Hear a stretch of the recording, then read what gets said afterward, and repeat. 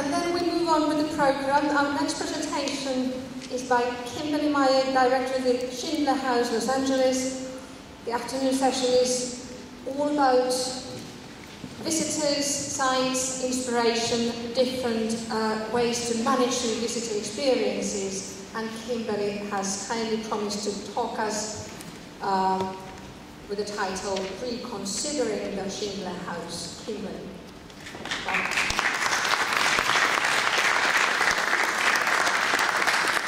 Thank you. Yes, Reconsidering the Schindler House again and again and again is actually the title of the talk, because I've been doing this for about 12 years, and one of the things that's important to us is that we interpret the site not only, or not really at all, as a house museum, but as something which has a contemporary relevance. And so therefore, we're always looking at new ways to kind of interpret the house and keep it alive. So let's see. Yes, okay. This is a portrait of Rudolf Schindler when he first moved to Chicago.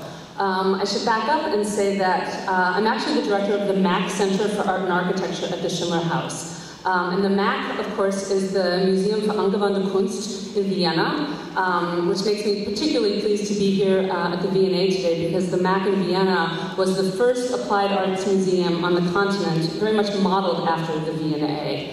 And the museum opened in the mid-1800s, and by the sort of 90s, the 1990s, they got this idea that because Schindler, who was an Austrian architect that immigrated to Los Angeles, was Austrian, and because Schindler made his whole career in Los Angeles, that it would make sense to put a satellite of this Austrian museum in LA. And so the Schindler House, the MAK Center at the Schindler House was founded in the mid-90s. And it's both the Schindler House and a MAK apartment building, which is another Schindler building where we have an artist and architects in residence program. And we actually have a third Schindler House. So we're sort of a constellation of 3 Schindler houses in Los Angeles. Today, it's a short period, so I'm just going to focus on the Schindler House itself and give you a little bit of background before I go into what our programming is.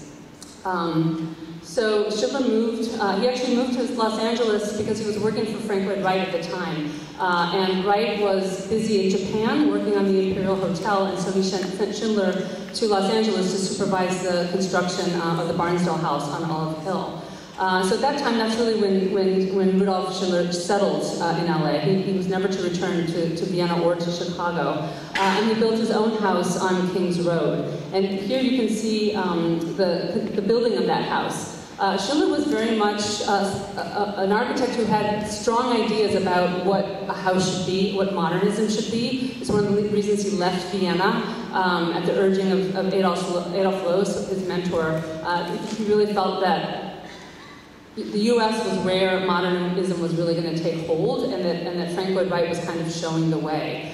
So he felt strongly that this was the place to be. So he did this house. This is the floor plan of the house, and I don't know if there's a pointer here, but it's an interesting house because it was built for actually 2 families as a cooperative dwelling.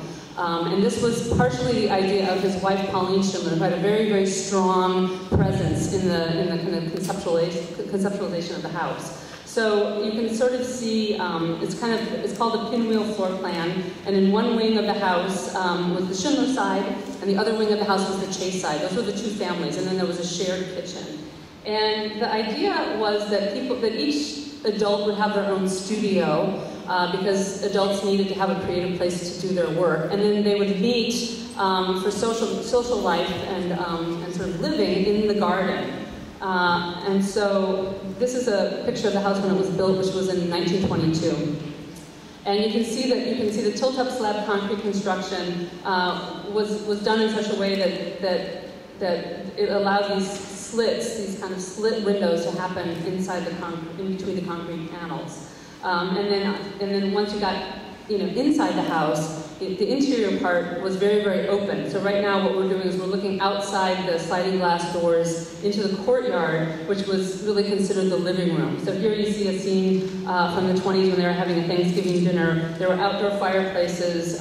You put the dining room table outside, and so this is really where people lived. So it was very much this idea that you live outside and you work inside, and it's all very much sort of in harmony. There were a lot of ideas that Schindler had about this. There were also a lot of ideas of Pauline Schindler's in here as well. Again, Pauline was, in her own right, a very strong person. She was very interested in art, and she was a communist. She was a member of the Communist Party. She envisioned a house which would not be that sort of typical, sort of enclosed, self-contained family house. She envisioned a house where it would have open doors for people of all walks of life to come in, to discuss, to perform, to have poetry readings, etc. She had guests at all hours, at all times. A lot of important figures lived there at various times. John Cage, Galka Shire, lots of people came through. And there was a moment too where Richard Neutra, also an Austrian emigre, who came to Los Angeles about 5 years after Schindler did, with Schindler's help. He came and lived in the house with Schindler, and they worked. This is the time that they worked together. They collaborated for about 5 years until they had a big falling out, and Neutra left and Schindler stayed. This is the house, how it looks today. Essentially, a lot happened after Neutra left. Pauline also left. Rudolph and Pauline split up. She moved away, for a decade or so, and then decided the house was actually half hers, so she moved back. And so the house that had been built for 2 families became the house that was perfectly suited for the divorced couple. He stayed on his side, practiced architecture there until he died in 1953. She stayed on her side and sort of kept the house alive until she died in 1978. Before she died, she put a mechanism into place such that the house would go to a trust or to a nonprofit, the Friends of the Schindler House, which meant that it would be safe from development. Because over the years, the road really changed a lot. Kings Road changed a lot. The zoning changed, so most of the single-family houses were torn down, and these sort of horrendous 4-story condominiums were put up in their place. She saw that was coming, so she made sure to save that house. Even though she and Rudolph had personal differences, she was always a really strong defender of his work and wrote about it really until she died. Then, as I say, in the mid-90s, the MAK decided that this would make a perfect satellite for Vienna, and so the MAK also put a lot of money into helping the Friends of the Schindler House restore the house. So the house has been restored physically to its completion date, which is June of 1922. And again, there were a lot of discussions earlier, like at what point do you decide that the house is authentic? The Friends definitely made a sort of curatorial decision that even though many things happened over the years, including Pauline painting her side of the house pink, much to Rudolph's, dismay, that really the place to draw the line was when they finished the house, and so that's sort of physically where the house stands today. Now, because the MAK's mandate, or the MAK Center's mandate, is to do experimental programming at the house. It gives us kind of a wide array of options of what we can actually do there. And the reason that we have this mandate is because Schindler himself was quite the experimentalist. He was always trying new things. He was never kind of part of the international style, which he very explicitly rejected. He didn't think that buildings should be formulaic. He thought that buildings should be about site and about the client.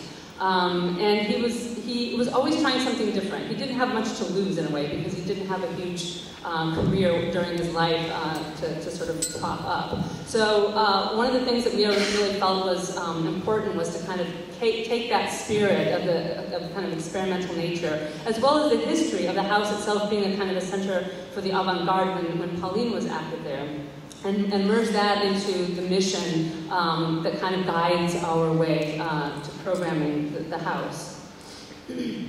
So, for example, I'm going to run just through a few projects that we do a lot of different exhibitions. We do 4 or 5 exhibitions a year. Many of them don't have anything to do with the Schindler House because at a certain point you can't always respond to the site, but many of them do. And so I'm going to just touch on just a few projects that we've done that respond specifically to the site and in a sense act as other ways of interpreting the site for a public. So one of the first project I'm showing is this is actually a Zaha Hadid project for the site immediately adjacent to the Schindler House. When I first took the job, one of the big kind of controversies that was happening at the time was that there was still a single family house left to the south of the Schindler House that had been sold, and a condominium was about to go up. So we were all a little bit alarmed, because one of the things that's really important about the house is its relationship to the environment and to the light and so on, and we were concerned that on the south side it could really start to affect the house negatively. So we decided, well, we actually can't buy the site, we actually can't do anything to really physically stop the guy from doing what he wants to do on his private property, the developer. However, we could sort of raise a discussion. And so one of the things that the MAK Center is all about is sort of, discourse making. And so we had an international competition and a very fancy jury, and we asked architects from all over the world to respond to the question of what do you do next to a site like the Schindler House. It's a tiny, low building, condos all around. Like, how do you deal with that? And we left it pretty open. We asked the architects not to come up with some kind of a specific scheme, but rather to sort of think strategically and come up with whatever they thought that the site should do. And so one of my favorite one, which is why I have it pulled up, was the Zaha Hadid piece, because essentially she said, okay, the program that the developer is using is 21 units in a condominium building. So fine, let's build 21 units. Let's just build them all up on top of each other. So here what you're looking at is kind of a worm's eye view. You see the Schindler House kind of from below, that pinwheel floor plan kind of extruded. And then right next to it you have a 21-foot tower, which basically leaves a lot of the rest of the space on the land free. And one of the reasons I loved it is that not only does it do what the developer wants to do, but it sort of literalizes the word landmark. It's kind of, the Schindler House is a landmark, and with the Hadid Tower there, you would be able to see it from all over. You could say, oh, there's the Hadid Tower, so therefore there is the Schindler House, which I thought actually would have been great, but he didn't go for it. Another project that we did fairly early on, a lot of what we do at the MAK is very interdisciplinary. We're really interested in sort of, bringing artists and architects and related disciplines together to do things. And so I invited a bunch of people from a lot of different disciplines to make something for a fashion show, and it became a kind of a performance, a night of performance, different people, non-models in designer-designed clothing.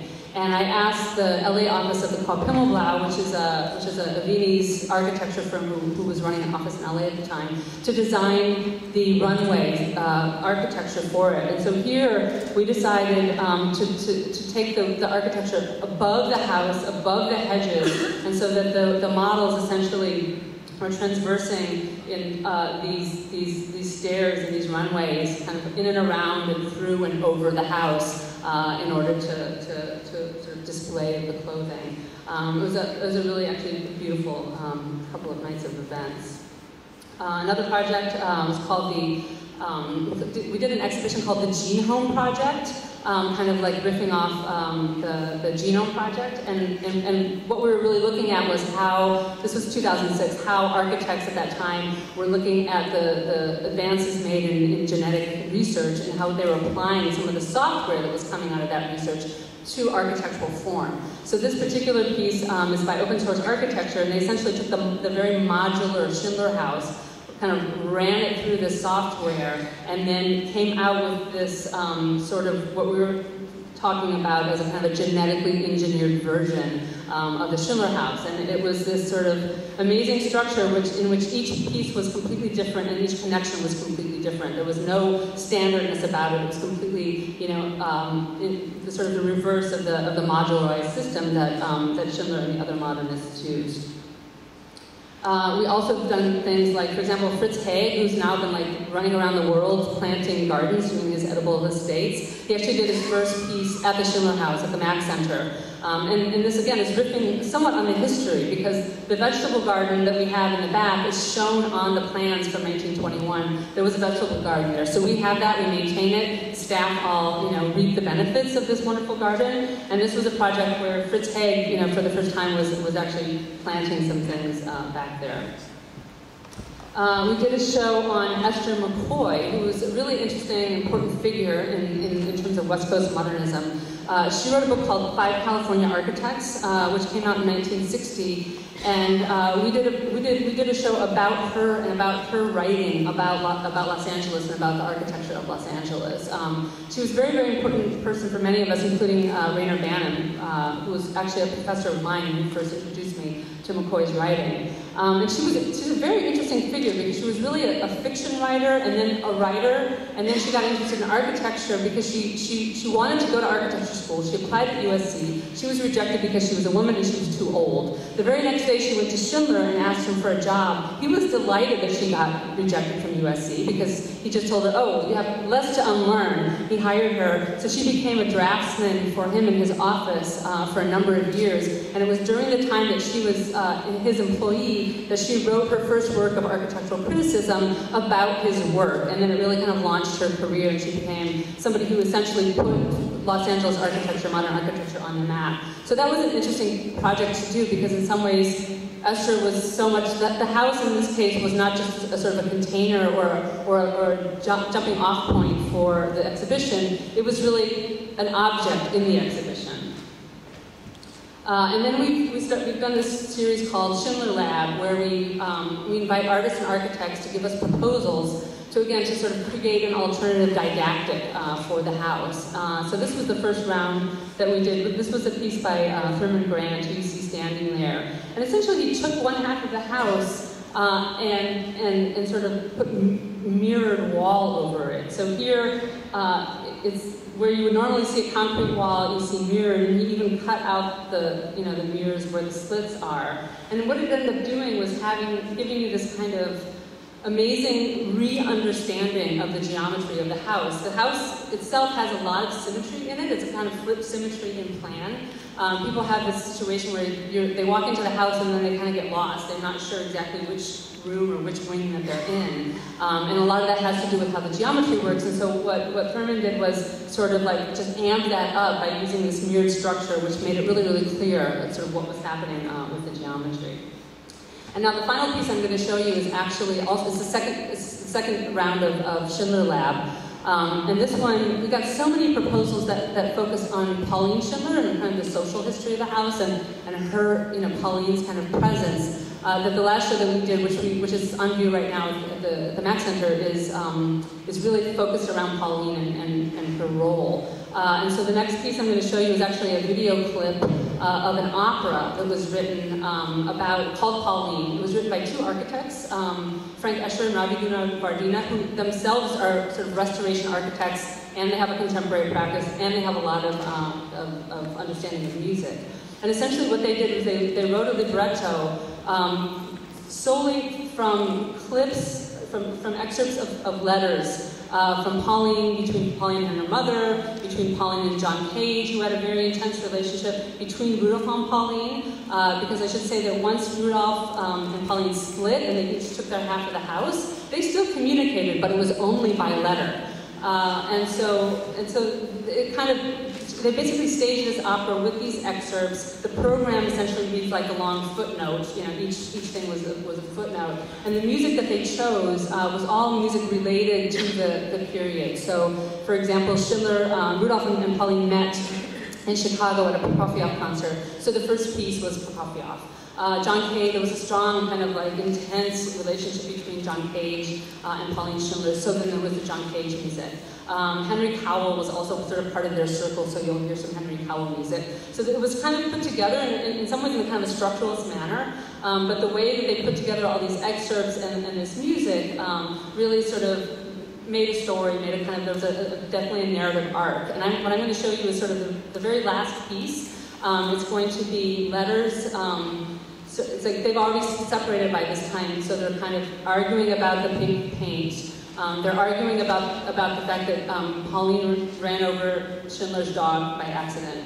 And then it's the very last, the last bit is that Rudolph is basically writing a letter to Esther McCoy, who I talked about earlier, from his hospital bed. And he's very near death, but he's still kind of writing about architecture. So if we could have the video now. It's about 7 minutes, but it's worth it. Thank you.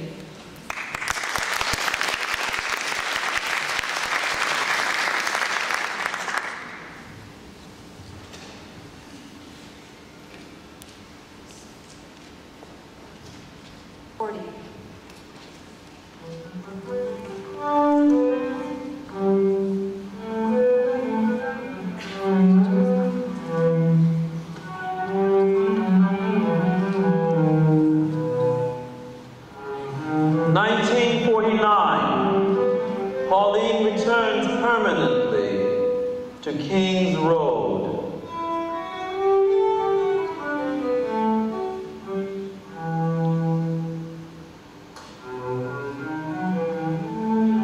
Madam, I hear you want me to select a color for the painting of King's Road. You understand that King's Road was built as a protest against the American habit of covering their life and their buildings with coats of finished material to fool the onlooker about the common